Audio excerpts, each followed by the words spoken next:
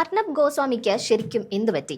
ബി.ജെ.പിയെയും മോദി സർക്കാരിനെയും നഖശിഖാന്തം എതിർക്കുന്നവരെ ഇത്രയും കാലം രാജ്യദ്രോഹികളെന്ന് വിളിച്ച് ആക്ഷേപിച്ച അർണബ് ഇപ്പോൾ അതേ സർക്കാരിനെതിരെ ആക്രോശിക്കുന്നത് കാണുമ്പോൾ രാജ്യം അക്ഷരാർത്ഥത്തിൽ അമ്പരപ്പിലാണ്. The nation wants to know എന്ന് ആക്രോശിച്ച് പ്രതിപക്ഷത്തെ എപ്പോഴും പ്രതിക്കൂട്ടിലാക്കിയിരുന്ന അർണബ് ഇപ്പോൾ തന്റെ തോക്ക് സ്വന്തം പാളയത്തിന് നേരെ തിരിച്ചിരിക്കുകയാണ്. മുസ്ലിം വിരുദ്ധതയും കോൺഗ്രസ് വിരുദ്ധതയും വിറ്റ് റേറ്റിംഗ് ഉണ്ടാക്കിയ അർണബ് പെട്ടെന്നൊരു ദിവസം ജനാധിപത്യവാദിയായി മാറിയതാണോ അതോ ഇതിനു പിന്നിൽ മറ്റു ചില കള്ളക്കളികൾ ഉണ്ടോ എന്നതാണ് രാജ്യം ഇപ്പോൾ ചർച്ച ചെയ്തുകൊണ്ടിരിക്കുന്നത്. മാധ്യമ രാഷ്ട്രീയ നിരീക്ഷകർ ഈ കൂറുമാറ്റത്തിന് പിന്നിൽ പ്രധാനപ്പെട്ടതും രഹസ്യവുമായ 4 അജണ്ടകളാണ് കാണുന്നത്. ഈ നിലപാട് മാറ്റത്തിന് പിന്നിലെ ഒന്നാമത്തെ കാരണമായി പറയപ്പെടുന്നത് കേവലം ഒരു ബിസിനസ് തന്ത്രമാണ് എന്നാണ്. അദാനി ഗ്രൂപ്പ് NDTV ഏറ്റെടുത്തതോടെയാണ് അർണബിന്റെ റിപ്പബ്ലിക് ടിവിയുടെ അപ്രമാദിത്വം തകർന്നത്.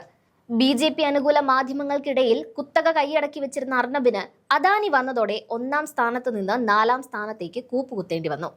അദാനിയെ പോലൊരു വമ്പനോട് നേരിട്ട് ഏറ്റുമുട്ടാൻ കഴിയില്ലെന്ന് ബോധ്യപ്പെട്ട അർണബ് തന്റെ ചാനലിന് പുതിയൊരു സ്പേസ് കണ്ടെത്താനുള്ള ശ്രമത്തിലാണ്. ബി.ജെ.പി ഭക്തരായ പ്രേക്ഷകരെല്ലാം NDTVയിലേക്ക് ചേക്കേറിയപ്പോൾ നിഷ്പക്ഷരായ പ്രേക്ഷകരെ പിടിക്കാൻ ഗവൺമെന്റ് വിരുദ്ധ നിലപാട് എന്ന മുഖംമൂടി അണിയാൻ അദ്ദേഹം നിർബന്ധിതനായിരിക്കുകയാണ്. രണ്ടാമത്തെ കാരണം അദാനി ഗ്രൂപ്പിനെ നേരിട്ട് പ്രതിരോധത്തിലാക്കാനുള്ള ഒരു കരുനീക്കമാണ്.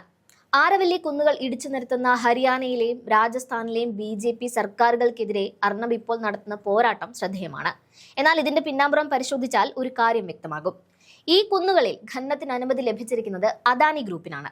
താൻ പരിസ്ഥിതിവാദിയാണെന്നും കോർപ്പറേറ്റുകൾക്ക് എതിരാണെന്നും വരുത്തി തീർക്കുന്നതിനൊപ്പം തന്റെ മുഖ്യ ബിസിനസ് എതിരാളിയായ NDTVയുടെ ഉടമകളെ പരോക്ഷമായി ആക്രമിക്കുക എന്ന ഇരട്ട തന്ത്രമാണ് അർണബ് ഇവിടെ പയറ്റുന്നത്. മൂന്നാമതായി ബി.ജെ.പിക്കുള്ളിലെ മാധ്യമ പ്രവർത്തകർക്കിടയിലുള്ള ഈഗോ യുദ്ധമാണ്. സുധീർ ചൗധരിയെ പോലുള്ള വിവാദ മാധ്യമ പ്രവർത്തകർക്ക് ബി.ജെ.പി കേന്ദ്രങ്ങളിൽ ലഭിക്കുന്ന അമിത പ്രാധാന്യം അർണബിനെ വല്ലാതെ ചൊടിപ്പിച്ചിട്ടുണ്ട്. സർക്കാർ 15 കോടി രൂപ ശമ്പളം നൽകുന്ന ആങ്കർമാർ ചോദിക്കാത്ത ചോദ്യങ്ങൾ താൻ ചോദിക്കും എന്ന് അർണബ് പരസ്യമായി വെല്ലുവിളിക്കുമ്പോൾ അത് സുധീർ ചൗധരിക്കും ബി.ജെ.പിയിലെ അദ്ദേഹത്തിന്റെ സ്പോൺസർമാർക്കും നേരെ തൊടുത്തുവിട്ട അമ്പാണ്. 2014 മുതൽ മോദി സർക്കാരിന്റെ ഓരോ നയത്തെയും, അത് നോട്ട് നിരോധനമായാലും CAA ആയാലും, വീറോടെ ന്യായീകരിച്ച് തനിക്ക് ലഭിക്കേണ്ട പരിഗണന മറ്റുള്ളവർക്ക് പോകുന്നു എന്ന തിരിച്ചറിവാണ് അർണബിനെ വിമർശകനാക്കി മാറ്റിയിരിക്കുന്നത്. 4ാമത്തെ അജണ്ട ബി.ജെ.പിക്കുള്ളിലെ ഒരു ശക്തമായ വിഭാഗം അർണബിനെ പൂർണ്ണമായും അവഗണിക്കാൻ തുടങ്ങി എന്നതാണ്. മുൻപ് വിദേശ നേതാക്കൾ ഇന്ത്യയിൽ എത്തുമ്പോൾ ആദ്യ അഭിമുഖം റിപ്പബ്ലിക് ടിവിക്കായിരുന്നു നൽകിയിരുന്നത്. ബെഞ്ചമിൻ നെതന്യാഹു വന്നപ്പോൾ അത് കണ്ടതാണ്. എന്നാൽ റഷ്യൻ പ്രസിഡന്റ് പുടിൻ വന്നപ്പോൾ കേന്ദ്ര സർക്കാർ അർണബിനെ 7 അയലത്ത് അടുപ്പിച്ചിട്ടില്ല. ഈ അവഗണനയും ഒപ്പം സർക്കാരിൽ നിന്നുള്ള പരസ്യ വരുമാനത്തിൽ ഉണ്ടായ വലിയ ഇടിവും അർണബിനെ കേന്ദ്രത്തിനെതിരെ തിരിയാൻ പ്രേരിപ്പിച്ച ഘടകങ്ങളായിട്ടാണ് കണക്കാക്കപ്പെടുന്നത്. എന്നാൽ ഈ വിമർശനങ്ങൾക്കിടയിലും അർണബ് ഒരു സുരക്ഷിത പഴുത് കാത്തു സൂക്ഷിക്കുന്നുണ്ട്.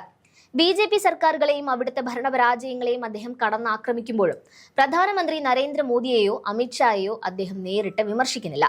മധ്യപ്രദേശിലെ ബി.ജെ.പി MLA ഗോലു ശുക്ലയുടെ മകന്റെ വിവാഹത്തിന് 10 മിനിറ്റ് കൊണ്ട് 70 ലക്ഷം രൂപയുടെ വെടിക്കെട്ട് നടത്തിയതിനെ അശ്ലീല സമ്പന്നത എന്ന് വിളിച്ച് പരിഹസിക്കുമ്പോഴും മോദിജി ഇതിൽ ഇടപെടണം എന്നാണ് അദ്ദേഹം ആവശ്യപ്പെടുന്നത്. അതായത് ഭരണകൂടത്തിലെ വീഴ്ചകൾ ചൂണ്ടിക്കാട്ടുമ്പോഴും പരമാധികാരികൾക്ക് മുന്നിൽ വിനീതനാകാൻ അദ്ദേഹം മറക്കുന്നില്ല. അർണബിന്റെ ഈ മലക്കം മറിച്ചിലിനെ കോൺഗ്രസ് ഉൾപ്പെടെയുള്ള പ്രതിപക്ഷ പാർട്ടികൾ അതീവ സംശയത്തോടെയാണ് നോക്കിക്കാണുന്നത്.